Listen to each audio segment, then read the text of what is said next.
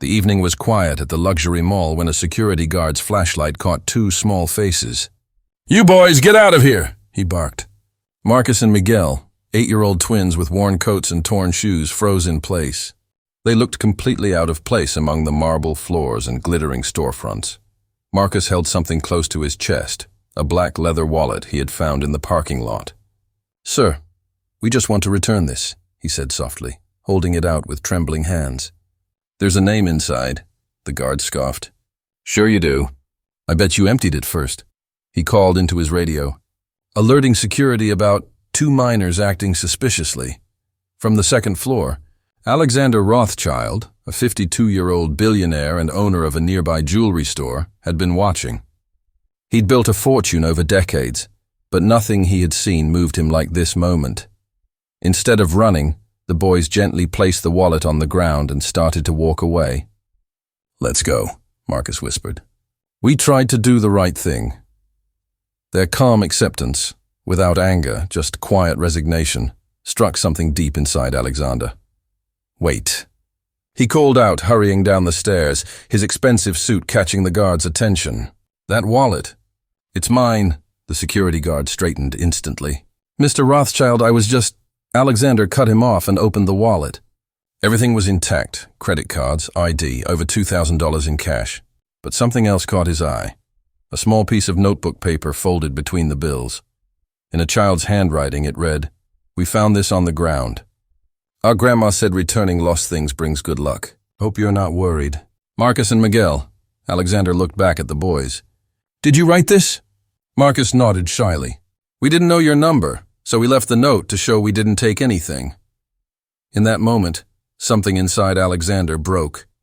All his life, he'd been surrounded by powerful people chasing money and status. Yet these two homeless boys had shown a kind of honesty richer than anything he'd known. "Where do you live?" he asked quietly. Miguel whispered, "Under the bridge by the river." "But it's okay, sir. We get by." The guard shifted uncomfortably. "Mr. Rothschild, these kids are always around begging. Maybe we should call social services." Alexander turned sharply. "Maybe you should worry about your own job and leave people with real character alone." Then he bent down, not caring that his expensive suit touched the cold marble floor.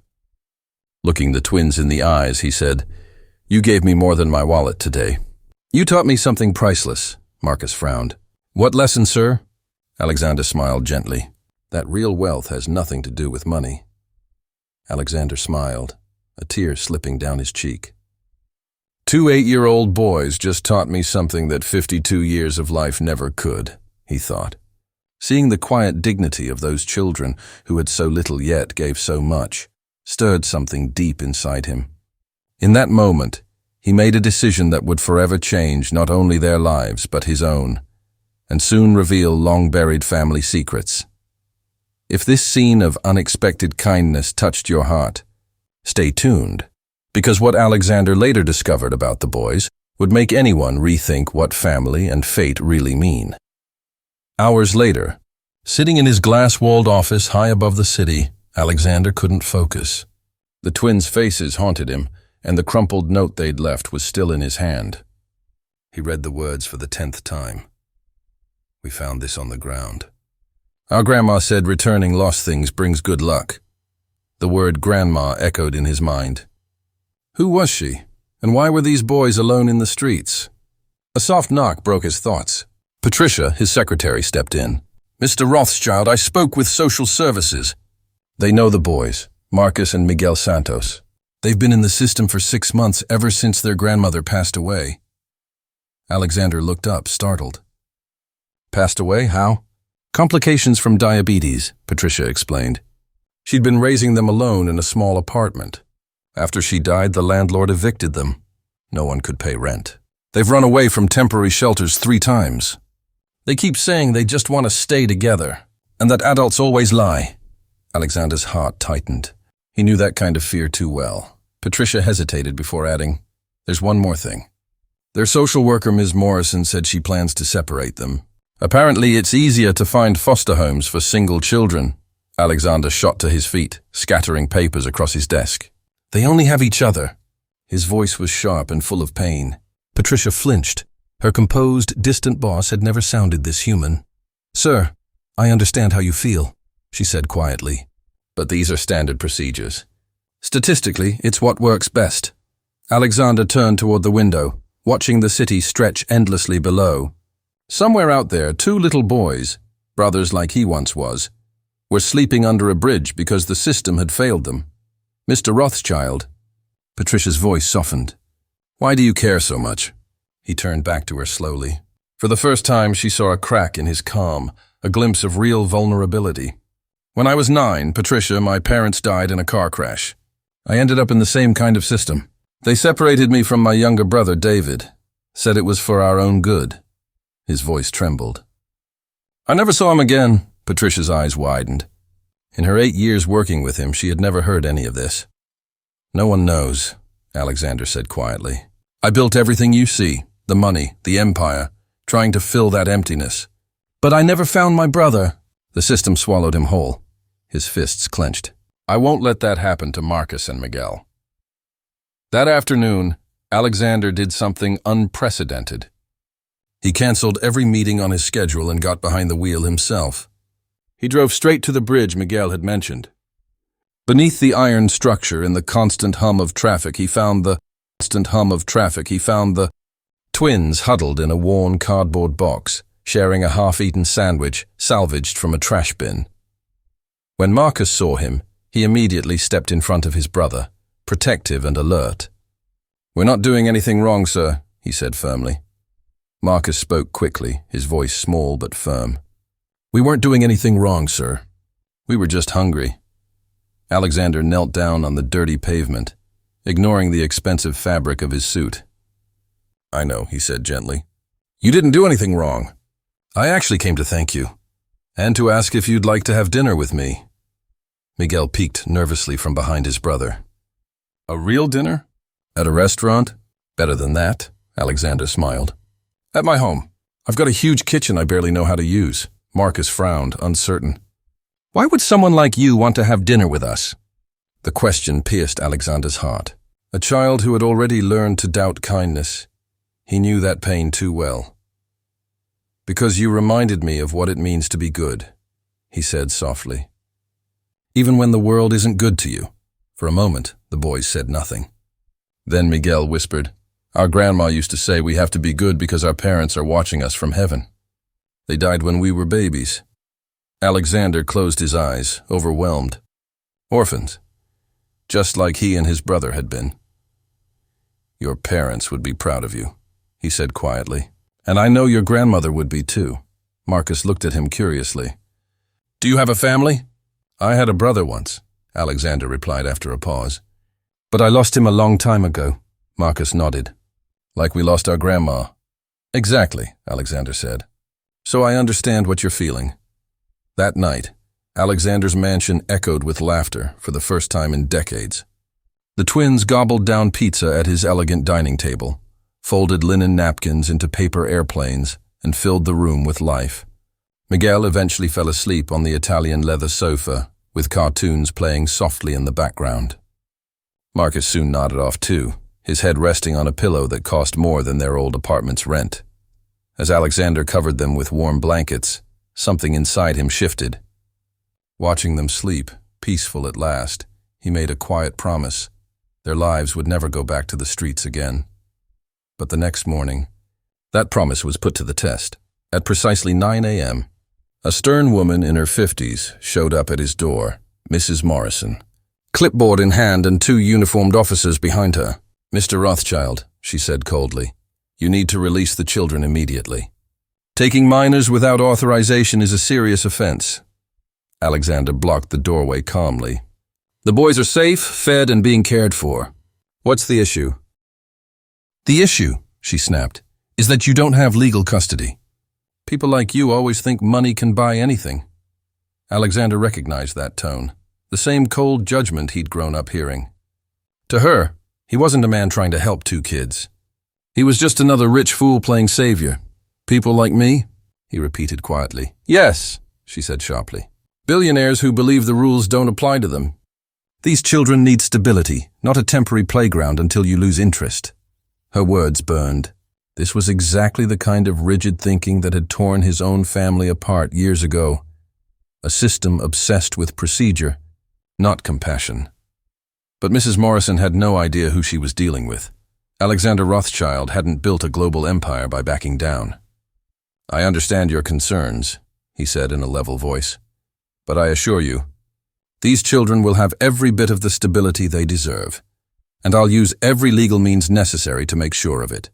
"Sir, you don't understand how the system works," Mrs. Morrison began. Alexander smiled faintly, though his eyes stayed cold. "Actually, I understand it perfectly, and I have a few resources you might not have considered." Behind that calm tone, a storm was brewing. As Mrs. Morrison lectured him about rules and protocols, Alexander was already setting plans in motion, not just to protect Marcus and Miguel, but to challenge a broken system that tore families apart and measured children by statistics. He listened quietly, giving nothing away, like a man waiting for the perfect moment to play an unbeatable hand. This wasn't just about two boys anymore. It was about justice. "Mrs. Morrison," Alexander said finally, still blocking the doorway, "why don't we talk in my office? I think I have information you'll want to hear." "There's nothing to discuss," she snapped. "These children are in an irregular situation, and I intend to fix that." Alexander's smile stayed, but his tone sharpened. "Give me 48 hours to sort out the legal details. If I fail, I'll bring them to you myself." She narrowed her eyes. Something in his composure made her uneasy. After a beat, she said curtly, 48 hours, no more. "And if you try anything, Mrs. Morrison," he interrupted gently, "I built a $2.4 billion empire from nothing. I think I can handle an adoption." Her face flushed with irritation, but she turned on her heel and left. When Alexander walked back into the living room, Marcus was standing by the window watching her car pull away. Miguel was still curled up asleep on the couch. "That lady wants to separate us, doesn't she?" Marcus asked quietly, the wary voice of a child who had learned too much about loss. "Not if I can help it," Alexander said, kneeling beside him. "But there's something I need to tell you. When I was your age, I was separated from my brother." Marcus turned sharply. "You had a brother?" "David," Alexander replied. "He was younger than me. After our parents died, social workers decided it was better to split us up." His voice cracked slightly. "I never saw him again. Marcus hesitated. "Why didn't you look for him after you got rich?"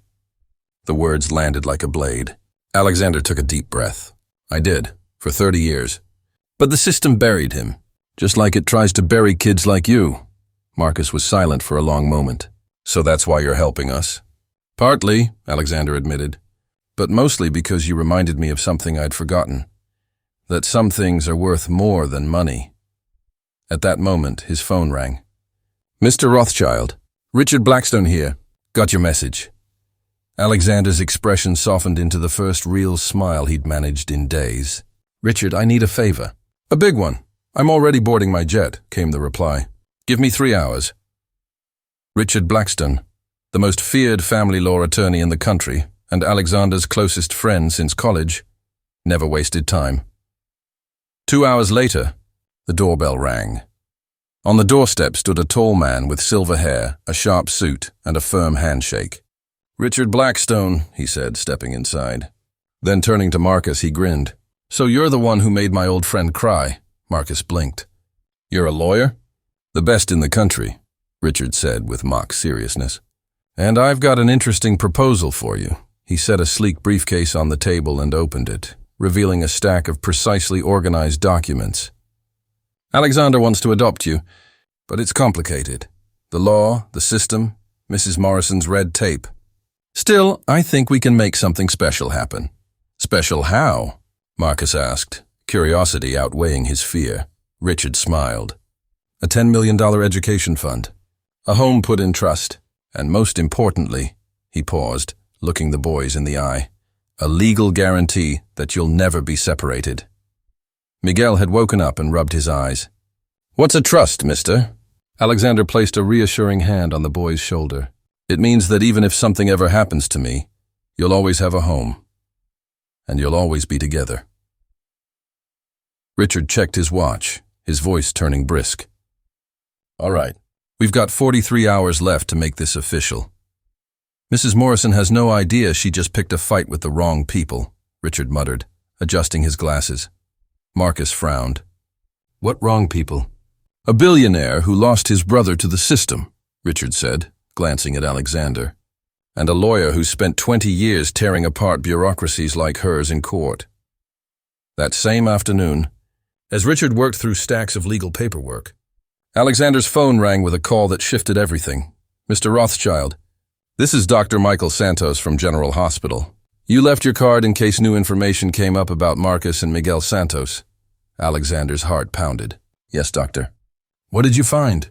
We reviewed their grandmother Rosa Santos's medical file and discovered some additional family information, Dr. Santos said carefully.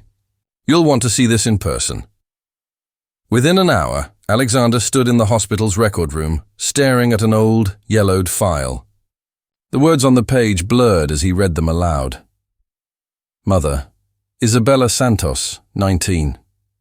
Father, David Rothschild, 20. Both deceased. Car accident. 6 months after the twins were born. He froze.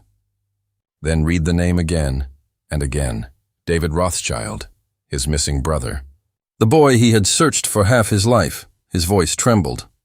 Dr. Santos, are you absolutely sure about this? Completely, the doctor replied. Rosa Santos was their maternal grandmother. Their father was listed as David Rothschild, a university student at the time. We verified it through archived records. The room spun. Marcus and Miguel weren't just children in need. They were his brother's sons, his own nephews. The family he thought he'd lost forever had been living under his roof for weeks. The doctor handed him a small box. These were left behind by Rosa Santos. They were never claimed. Inside were old photographs. 2 beaming babies in David's arms, a young woman smiling beside them. On the back of one photo were carefully written words, "To my brother Alexander, if we ever meet again."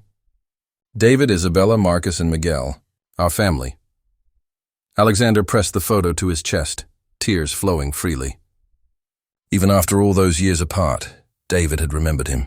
He had wanted him to know. When Alexander returned home, Marcus was waiting by the door. "Mr. Alexander, are you okay?" "You look like you've seen a ghost." Alexander knelt in front of him, still clutching the photo. "Marcus, there's something I need to tell you." "It's about your father." "My father?" Marcus asked quietly. "Grandma said he died when we were babies." Alexander nodded. "He did, but before he died."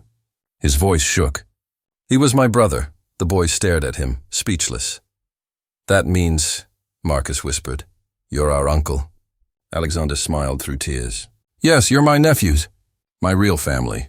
The family I've been searching for all these years, without knowing you were right here." Miguel appeared in the doorway, rubbing his eyes. "So, we're not going to be separated?" Alexander wrapped both boys in his arms. "Never. You're Rothschilds now, and Rothschilds don't abandon family. Rothschilds don't abandon family." As he held them close, Alexander felt the strange, perfect symmetry of fate. A lost wallet, something so ordinary, had led him back to the family fate had stolen 3 decades earlier. But Mrs. Morrison didn't know any of that yet. She was still preparing her case, believing she was dealing with a rich man rebelling against procedure. What she didn't realize was that this wasn't about rebellion anymore. It was about reunion. And the next day, when she tried to challenge them, she would discover that she wasn't fighting a billionaire and 2 homeless children.